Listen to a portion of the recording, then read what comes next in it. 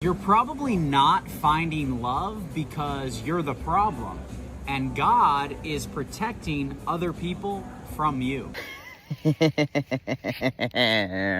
is it that every time my brain manages to etch-a-sketch away any conscious memory of Conserva Ken's existence here, he pops back up in my goddamn feed? Like a living, breathing version of the game. Remember the game where the whole point is to not think about the game and you all just lost because now you're thinking about the game? Yeah, John McEntee is like the almost human version of that, except when you remember he exists, part of your soul dies. You gotta give him some credit for this one though, because I tend to lean atheist, but when a dude who is so pathetically single he couldn't even get a date because he worked for Donald Trump and was just genuinely awful in every conceivable way. So in an attempt to find his own little mud cricket, you know, the girls that those conservative dudes are always obsessed with, bleach blonde, more makeup than the drag queens that they think are ruining America. Their entire personality is trying to be spank bank material for 60-year-old men whose wives left them. Basically like if Agent Smith was based on Tommy Lauren. Those girls. He wanted to find one of them because his real doll wasn't meeting his emotional needs anymore, so he created an entire online dating app called The Right Stuff to help him find a conservative girlfriend. Then the app turns out to be an epic failure with only like 5,000 users nationwide, and most of those are dudes born before 1965.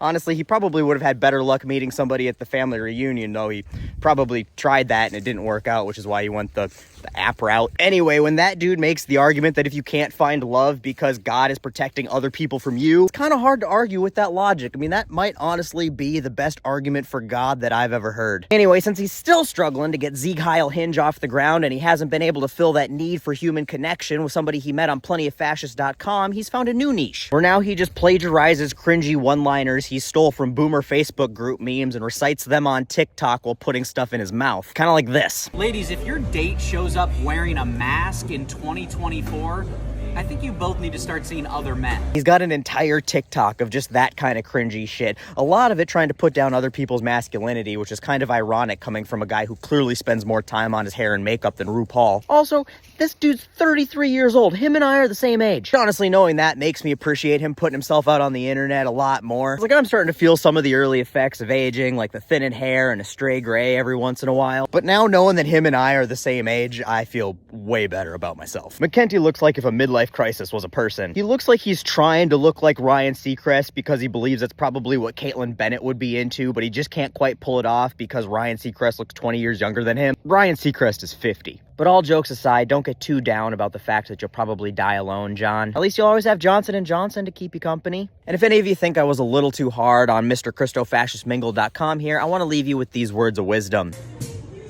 As if making fun of people isn't free too. Ta-ta.